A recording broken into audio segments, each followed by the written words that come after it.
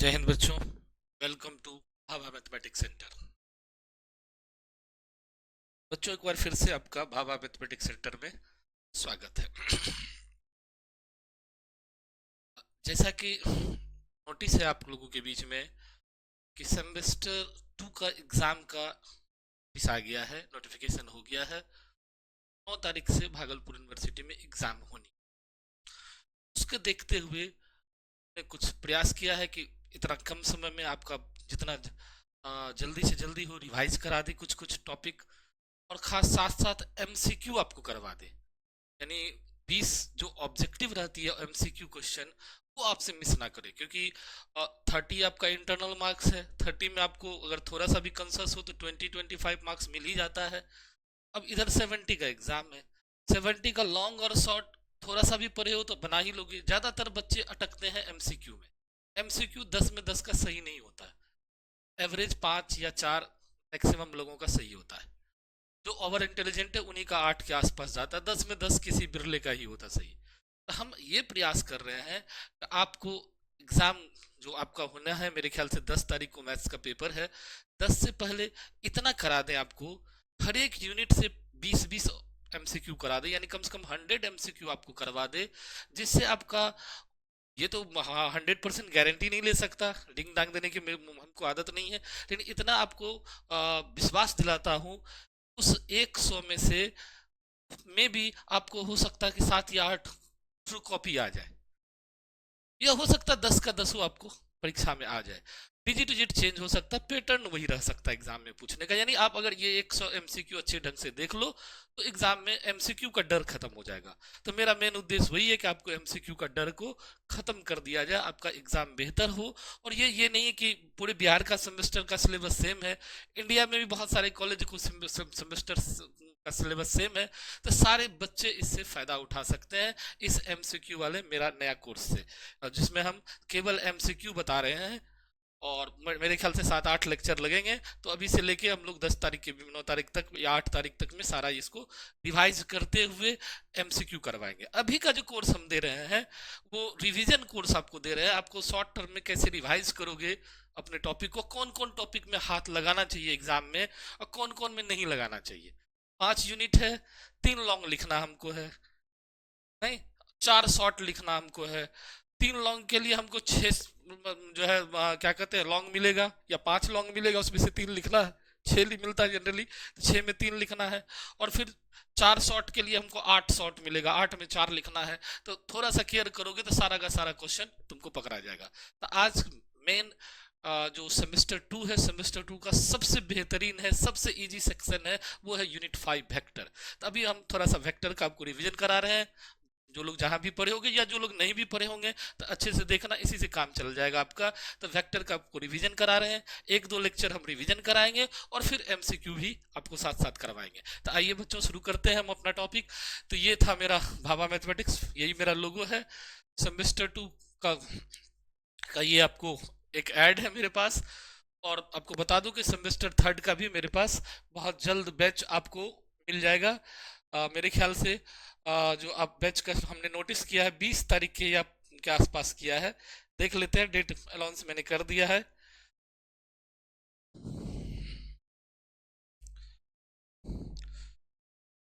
एक टेक्निकल चीज है, उसको हम दूर कर देते हैं आपको। चलिए ठीक है। तो ये चीज थी आपको जो बता रहे थे। ये है सेमेस्टर 2 यूनिट 5 वेक्टर एनालिसिस का आज रिवीजन होगा हम लोग।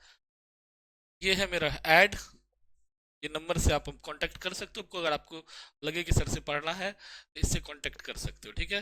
ये आपकी सिलेबस है, यही आपकी सिलेबस है। मेजर माइनर ये कोर्स स्ट्रक्चर है, सिलेबस नहीं है। मेजर है, माइनर है, एमडीसी है, एमआईएल है, एसईसी और वैल्यू एडेड कोर्स है। अब हम अपना टॉपिक पे आते हैं, प्रोडक्ट ऑफ वेक्टर्स। आपको याद होगा आपके सिलेबस में था यूनिट 5 में वेक्टर एनालिसिस, और उस वेक्टर एनालिसिस के अंदर आपको पढ़ना क्या है।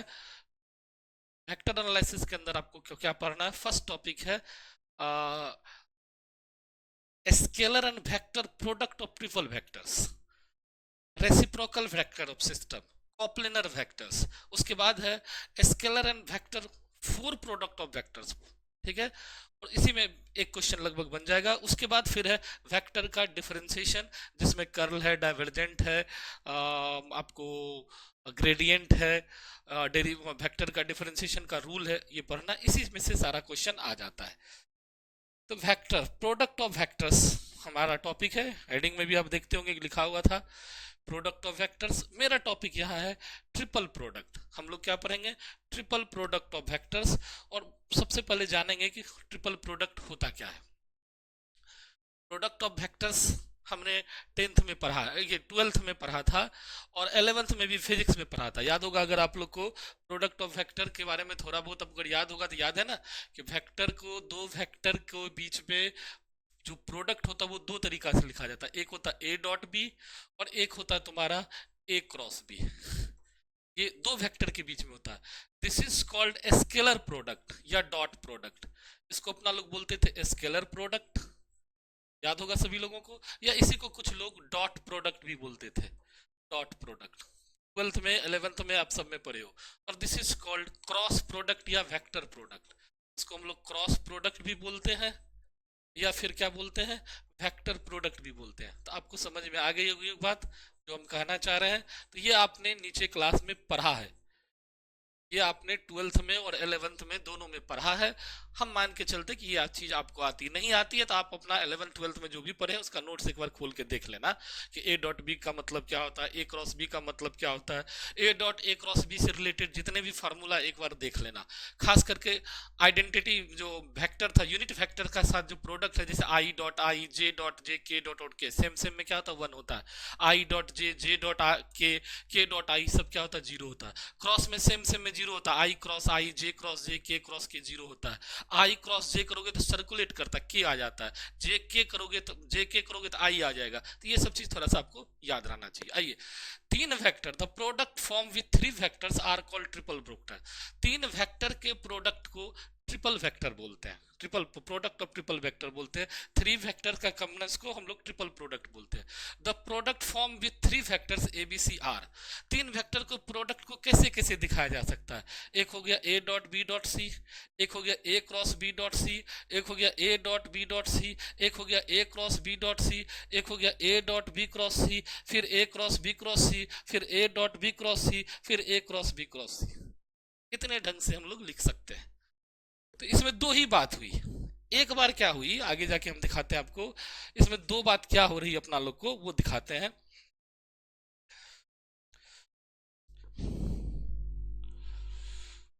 इसमें दो बात क्या हो रही है अपना लोग को, जो अभी तक अपना लोगों ने देखा कि इसमें दो बात क्या हो रही है कि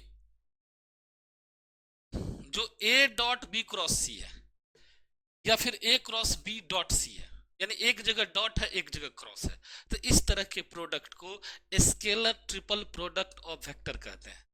और दोनों जगह क्रॉस है, तीन वेक्टर है, दो ही ऑपरेशन होगा, तो दोनों जगह क्रॉस है, तो उसको vector product of triple vector बोलते हैं या cross product of triple vectors बोलते हैं। क्लियर? दोनों डॉट है तो वो फिर आपको डिफाइन ही नहीं है। फिर आपको दोनों जो है आपको क्या कहते हैं उसको ट्रिपल प्रोडक्ट के अंदर हम लोग डिफाइन नहीं कर सकते हैं। तो जब तक कैसे डिफाइन है, एक डॉट एक क्रॉस हो या फिर दोनों क्रॉस है। जब डॉट है तो वो स्केलर प्रोडक्ट कहलाता है, और जब दोनों जगह क्रॉस है तो वेक्टर प्रोडक्ट कहलाता है। समझ में आ गई? तीन वेक्टर को इस तरह से लिखा जाए कि उसमें क्या हो, एक जगह क्रॉस हो एक जगह डॉट हो, तो ऐसे प्रोडक्ट को स्केलर ट्रिपल प्रोडक्ट कहते हैं। और तीन वेक्टर को इस तरह लिखा जाए कि जिसमें दोनों जगह क्रॉस हो, तो ऐसे वेक्टर को क्रॉस प्रोडक्ट ऑफ 3 वेक्टर्स या वेक्टर ट्रिपल प्रोडक्ट कहते हैं। क्लियर? चलिए, अच्छा इसको डिनोट कैसे किया जाता है? जब हम लोग स्केलर ट्रिपल प्रोडक्ट की बात करेंगे तो स्केलर ट्रिपल प्रोडक्ट को हम लोग डिनोट कैसे कैसे कहते हैं? A dot B cross C से। Scalar triple product is denoted by A dot B cross C. Scalar triple product को जो हम लोग लिखते हैं, ध्यान से देखिएगा सब लोग, स्केलर ट्रिपल प्रोडक्ट को जब हम लोग लिखते हैं, जब हम लोग लिखते हैं तो उसको ऐसे लिखते हैं, ए डॉट बी क्रॉस सी। ठीक, इसी को बोलते हैं स्केलर ट्रिपल। इसको नोटेशन में लिखेंगे तो ऐसे भी लिखते हैं, ए बी सी, ऐसे ए बी सी। कुछ लोग इसको स्मॉल ब्रैकेट में भी कहीं कहीं लिखा हुआ रहता है, इसका भी अर्थ वही होता है A B C. Scalar triple product का मीनिंग ये होता है, नोटेशन ये होता है। देखिए, if A B C are three vector then A cross B dot C A dot B cross C are called scalar triple product. और भी लिख सकते हैं, ये तो सी पर लिखा है, इसमें कोई भी तीन वेक्टर में कहीं भी डॉट कहीं भी क्रॉस रह सकता है, तो ऐसे तीनों वेक्टर को हम लोग क्या कहते हैं, स्केलर ट्रिपल प्रोडक्ट कहते हैं। Let A B C three non coplanar vectors v be the volume of the parallelepiped with abc as the co-terminus edges, ठीक। if abc form a right hand system then a dot b cross c equals to b, or if the abc is the left hand system then a cross b dot c equals to minus b, ठीक। Okay sir, ये क्या है बता रहे हैं, आगे जाके आपको टेंशन नहीं लेना है।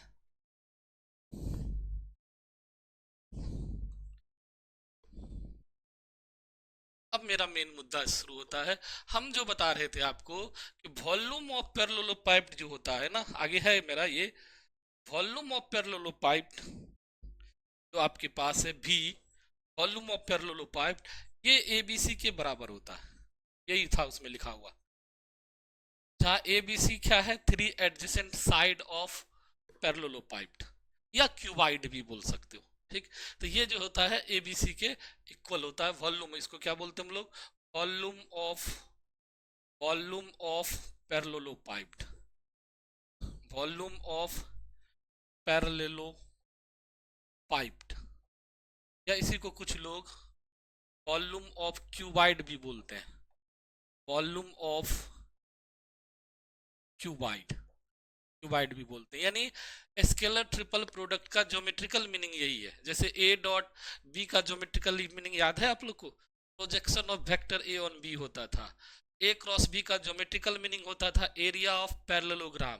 उसी तरह से A dot B cross C का ज्योमेट्रिकल जो मीनिंग होता है वो बताता है वॉल्यूम ऑफ पैरेललोपाइप्ड। वजह आपसे इसका प्रूफ है, लेकिन उतना अभी अपना लोग के पास समय नहीं है। मेन टारगेट एमसीक्यू है, साथ साथ थोड़ा बहुत रिवीजन हो जाए जिससे कि क्वेश्चन मेरा पकड़ा जाए।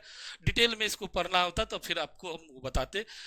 चलिए आइए, A B C are three vectors देख लीजिए, A dot B cross C dot A C cross dot A B. मतलब क्या होता है, हकीकत बात क्या है कि ए बी सी, बी सी ए और सी ए बी यहां लिखे भी हम लोग, ये तीनों इक्वल होते हैं। यानी वेक्टर के डॉट प्रोडक्ट को अगर सर्कुलर वे में लिखा जाए, अभी हम ट्रिक सिखाते हैं आपको कि मान लो ये तीन वेक्टर था, इसको हम लोग सर्कुलेट कर लें कि ये मेरा वेक्टर ए है, ये मेरा वेक्टर बी है और ये मेरा वेक्टर सी है। तो इसको अगर इस तरह से अरेंज करके लिखा जाए, ए बी सी, ए बी सी फिर इक्वल्स टू क्या, बी सी ए, फिर इक्वल्स टू क्या, सी ए बी। ये तीनों आपस में इक्वल होते, तीनों का वैल्यू सेम होगा। क्योंकि फिर दिमाग में आएगा सर सेम क्यों होगा, क्योंकि ए डॉट बी क्रॉस सी का आगे हम फार्मूला लिखेंगे, जो फार्मूला होता है वो डिटर्मिनेंट फॉर्म में होता है। और हम जानते हैं कि किसी भी डिटर्मिनेंट की प्रॉपर्टीज में 12th में पढ़े थे, रो या कॉलन को बदलने से, या एनी रो कोई भी R1 से लो या R2 से लो या R3 से लो, या C1 से उठाओ C2 उठाओ C3 कहीं से भी सेलेक्ट करो, आंसर सेम ही होता था। तो इसी चलते इसमें क्या होता है कि तीनों में से कहीं से भी लो, रो बदलने से उसके आंसर में, रो को सेलेक्ट करने से, ऊपर नीचे कर सेलेक्ट करने से उसके आंसर में कोई परिवर्तन नहीं होता है। तो डिटर्मिनेंट की वैल्यू रो चेंज करने से क्या होता था, उसकी वैल्यू में कोई परिवर्तन नहीं होता था। इसी वजह से वेक्टर जो स्केलर ट्रिपल प्रोडक्ट है उसको ऑर्डरली अगर लिखा जाए तो उसके वैल्यू में कोई परिवर्तन नहीं होता है। तो इस कंसेप्ट पे बहुत सारा क्वेश्चन मेरा बनता है। दूसरा प्रॉपर्टीज है कि in scalar product dot and cross are interchangeable. Scalar triple product में डॉट के जगह क्रॉस रख दो, क्रॉस के जगह डॉट रख दो, वैल्यू में कोई परिवर्तन नहीं होगा, सेम ही रहेगा। मतलब कहने का सेंस कि अगर हम मेरे पास ए डॉट बी क्रॉस सी है तो हमको मन करता है सर यहीं लगा दे क्रॉस, डॉट के जगह क्रॉस, क्रॉस के जगह डॉट, ये सेम होता है। ऐसा आप लिख सकते हो स्केलर ट्रिपल प्रोडक्ट में, ये लिखने की आपको आजादी है, ठीक। नेक्स्ट हम लोग बढ़ते हैं। चलिए यहां तक तो आप समझ गए स्केलर ट्रिपल प्रोडक्ट क्या है।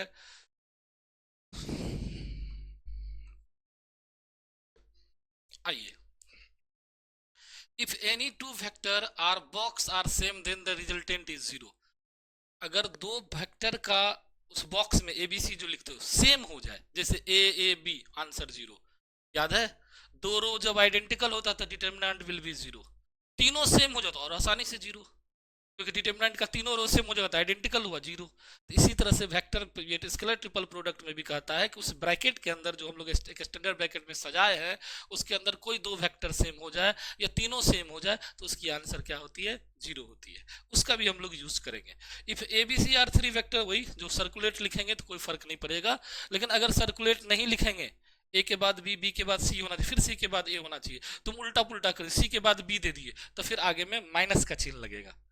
ध्यान रहे, मेरी बात याद रहेगी कि ए के बाद बी, बी के बाद सी, इस तरह से सर्कुलेशन बनाते हैं। तुम्हारा मन है कि नहीं सर हम बी के बाद सी नहीं लेके बी के बाद हम ए ले लिए, तो बी के बाद तो ए होता नहीं है, यहाँ तो होता नहीं है, तो आपने क्या किया, उस क्रम को तोड़ा, तो फिर आगे में माइनस का चिन्ह ले लीजिएगा, तो जो आपके फॉर्मूला में मेंशन है। ठीक है, नेक्स्ट आइए, in geometrical interpretation of ABC is the volume of the parallelepiped with terminus is ABC. वही बोले जो आपको कि अगर पैरेललोपाइप्ड है तो उसका ये क्या है, एज है। If A B C are three factors and L M N are three real number, then अगर मतलब वेक्टर के साथ कोई टर्म लगा हुआ कौन स्केलर, तो उस स्केलर को बाहर कर देंगे, वेक्टर का खाली डॉट प्रोडक्ट कहेंगे। और यही चीज हम बता रहे थे कि A dot B cross C को हम लोग वेक्टर फॉर्म में, डिटर्मिनेंट फॉर्म में इस तरह से लिखते हैं, a1 a2, यानी उसके कॉफिशेंट का, ए का कॉफिशेंट, बी का कॉफिशेंट, सी के कॉफिशेंट का डिटर्मिनेंट हम लोग निकाल देते हैं, वही ए डॉट बी क्रॉस सी होता है। इस डिटर्मिनेंट में रो, पहला रो से बनाओगे, दूसरा रो से बनाओगे, तीसरा रो से बनाओ, आंसर सेम रहेगा। इसलिए हमारा वहां भी क्या होता था, ए बी सी लिखो या बी सी ए लिखो कि सी ए बी लिखो, आंसर सेम होता था। तो यहां से तुमको पता चल गया होगा। आगे हम बता रहे हैं आपको, पहले पीपीटी समझा देते फिर आप आगे बढ़ेंगे।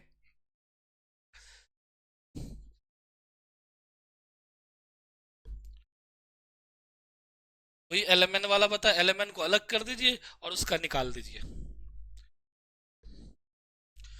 Import three vector non zero vector, three non parallel vectors A B C are coplanar.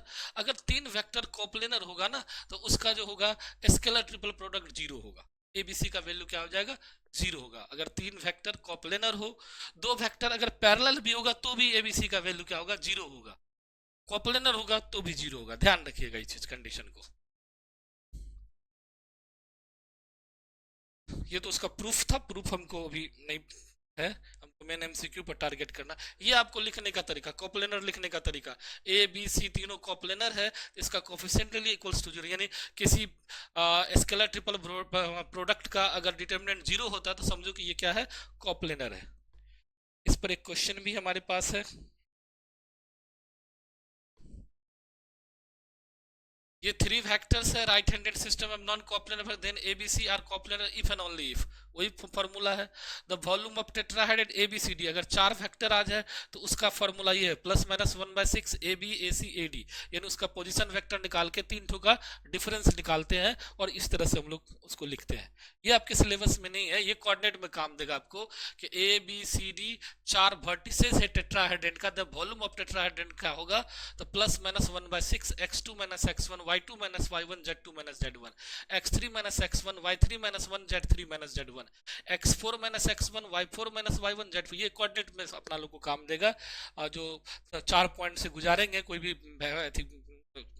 अब यानी एक जो चार पॉइंट दिया रहेगा हमको वहां, passing through three points non colonial points, तब इस तरह का हम लोग रिजल्ट लिखेंगे। यहाँ चार पॉइंट दिया है, टेट्राहेड्रन का शेप बन रहा है तो उसका वॉल्यूम निकालने में हम यूज करते हैं। यही सेम फार्मूला को हम लोग कोऑर्डिनेट सिस्टम में भी निकालेंगे, थ्री नॉन कॉलोनियल पॉइंट से अगर पास कराएंगे किसी लाइन को तो the four points are coplanar, इस फोर पॉइंट्स को कॉप्लेनर करोगे तो A B A C A D का वैल्यू तुमको जीरो करना होगा। Vector equation of a plane, खैर ये आपको सिलेबस में उतना नहीं है लेकिन फिर भी थोड़ा सा आपको हाईलाइटेड कर देते हैं। The product form with the three vector A B C are A dot B dot C, the equation of plane passing through X Y Z x2 y2 z2 x3 z, ये तीन point से पास करने वाले जो है पास करने वाले plane का इक्वेशन ये होता है। अब 3D में पढ़े भी हो और यहाँ भी फिर पढ़ोगे 3D में। ठीक, a dot B dot C, A dot B cross c. अच्छा, इसमें कौन प्रॉपर वे में स्केलर ट्रिपल प्रोडक्ट है ये पूछ रहा है। तो इसमें स्केलर ट्रिपल प्रोडक्ट कौन होगा? A dot B cross c. A dot B cross c मेरा स्केलर ट्रिपल प्रोडक्ट का फॉर्मेशन में है।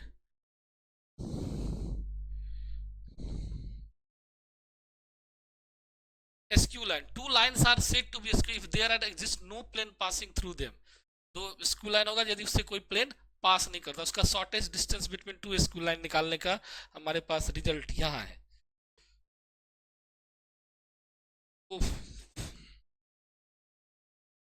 Three vectors A B C, A dot B B dot C are scalar.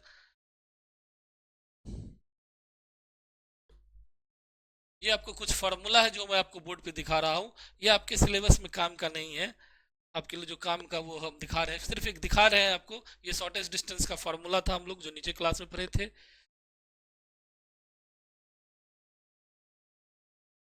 ये एक ऑब्जेक्टिव है, LAMN में होगा तो कैसे लिखोगे तुम इसको? A B C. अच्छा, ए बी सी दिया रहेगा तो ए बी सी कैसे निकालोगे? तो ये भी अभी जस्ट हम लोग देखे थे, A1 B1 C1 करके आता है। सवाल है कि सर क्या बताए, हमको कुछ समझ में नहीं पड़ा, कुछ पाले में नहीं पड़ा। आपको पाला में दिखाने के लिए हमको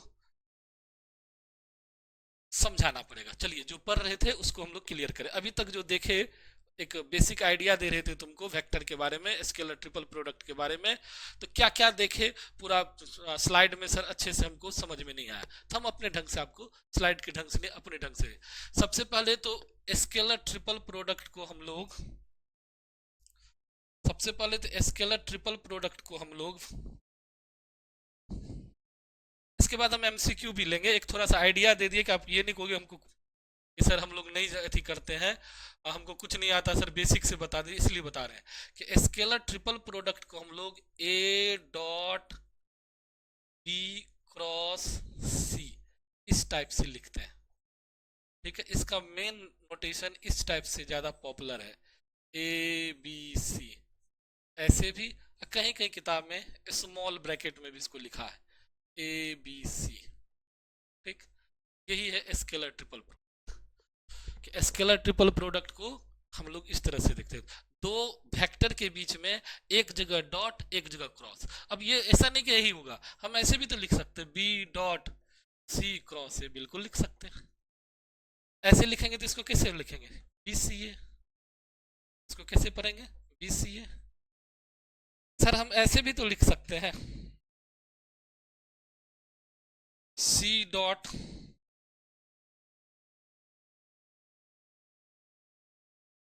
सी dot C dot A cross B, बिल्कुल लिख सकते हैं। इसमें क्या जाता है? ये क्या होगा? सी ए बी। आपको ये समझ में आ गया? मान लो किसी ने लिख दिया आई डॉट जे क्रॉस के, इसको आप कैसे ब्रैकेट में लिखोगे? आई जे के। ये सारा क्या कहलाता है? ये सारा है, इसका पूरे का नाम हुआ scalar triple product of vectors. Scalar triple product of vectors, इस सभी को हम लोग क्या कहते हैं? Scalar triple product of vectors. Clear? समझ में आ गई बात?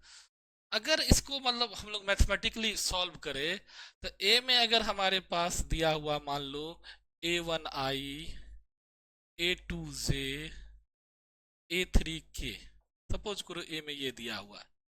बी में मेरे पास दिया हुआ है B1i B2j B3k।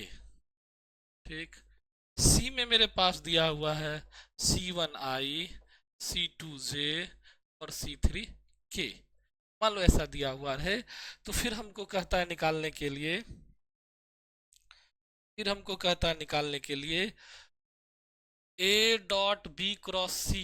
तो इसका फॉर्मूला जो होगा बजाते क्या होगा? ए का कॉफिशेंट क्या हुआ? A1 A2 A3। बी का कॉफिशेंट B1 B2 B3। सी का कॉफिशेंट तो C1 C2 C3। ये इसका फॉर्मूला होता है ए डॉट बी क्रॉस सी निकालने का, ये फॉर्मूला। तो बजाते इसका प्रूफ है। तो अभी समय अभाव, क्योंकि मेरा टारगेट, मैंने MCQ पर हमने टारगेट रखा आपके लिए, तो एमसीक्यू को देखते हुए ये चीज बता रहे हैं आपको कि अब जो आगे एमसीक्यू लेंगे तो आपको समझ में आसानी से आ जाएगा। आगे जो हम एक वीडियो डालेंगे एमसीक्यू का तो उसमें आपको समझ में आसानी से आ जाएगा। समझ में आ गया ये बात कि कैसे कैसे हम लोग यूज करते हैं कि A dot B cross C को ही ए बी सी कहते हैं, B dot C cross B C A C dot A इस तरह से, और A dot B cross C कैसे निकालते हैं बजाते इसका प्रोसेस है। बी क्रॉस सी पहले निकालेंगे फिर ए से हम लोग डॉट कराते हैं। चलिए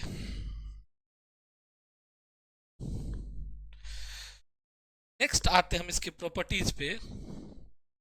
अब प्रॉपर्टीज में जब पढ़ोगे इसको, अभी जितना प्रॉपर्टीज बताए वो ध्यान देना खाली। प्रॉपर्टीज जो पढ़ोगे इसको स्केलर ट्रिपल प्रोडक्ट का, properties of scalar triple product, तो भी हम लोग पढ़े पीपीटी में देखे कि properties of scalar triple product, properties of scalar triple product. Scalar triple product का आप अगर प्रॉपर्टीज की बात करोगे तो क्या होगा? पहला प्रॉपर्टीज यही है। क्या है पहला प्रॉपर्टीज?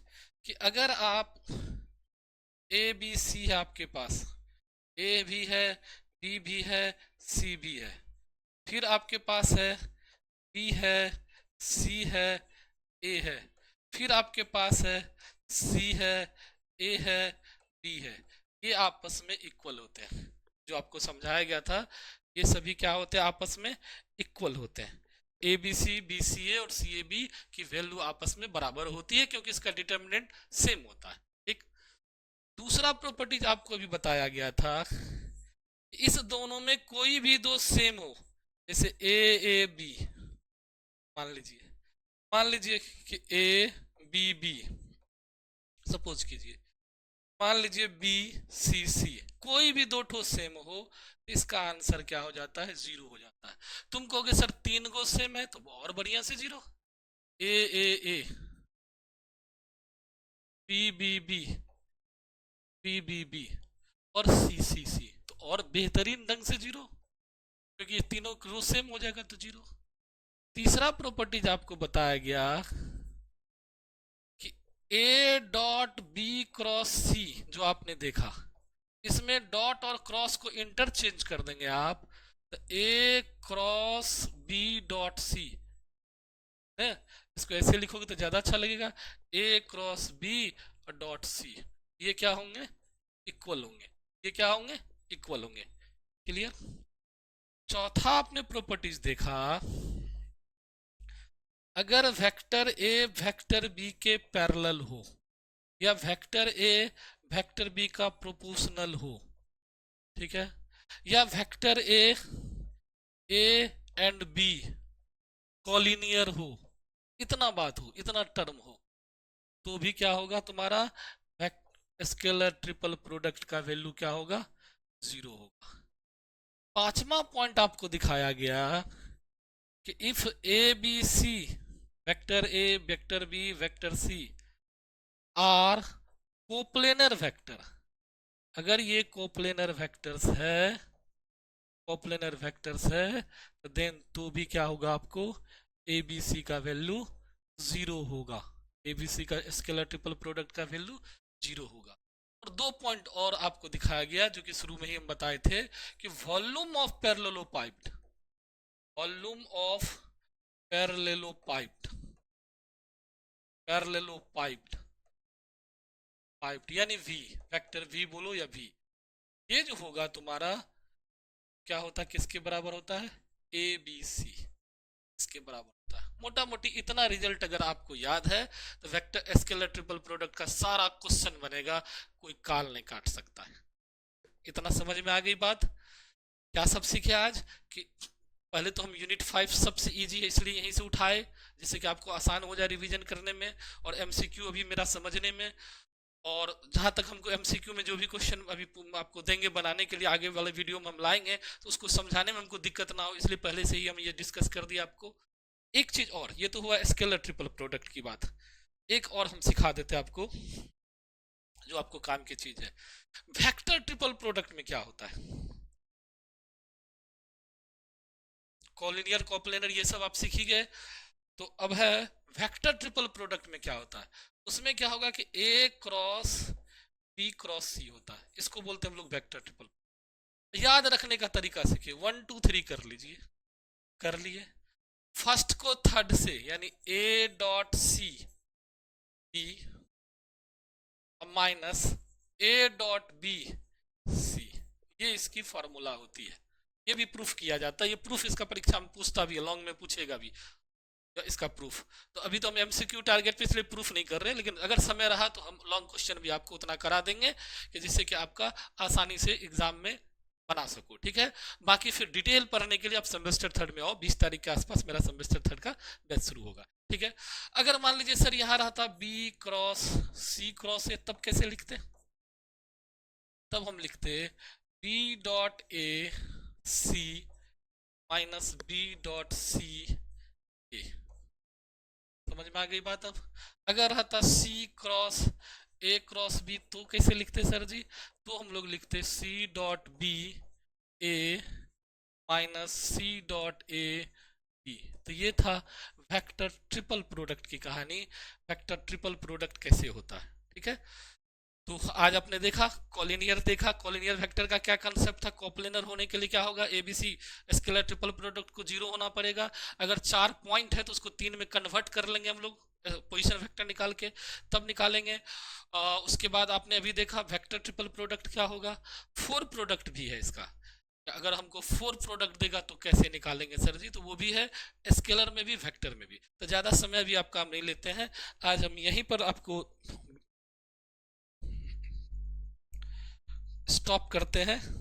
और उसमें जो बाद में आप देखे ना, वो आपके सिलेबस में नहीं था, जो कुछ था बाद में टेट्राहाइड्रेन वाला या कुछ टर्म था जहां हम फास्ट निकले हैं, तो आप ये नहीं समझना क्योंकि वो आपके सिलेबस में नहीं था, वो कंपेटिटिव पॉइंट ऑफ व्यू से हम लिखे हुए थे, इसलिए वो आपको नहीं बताया गया, ठीक है।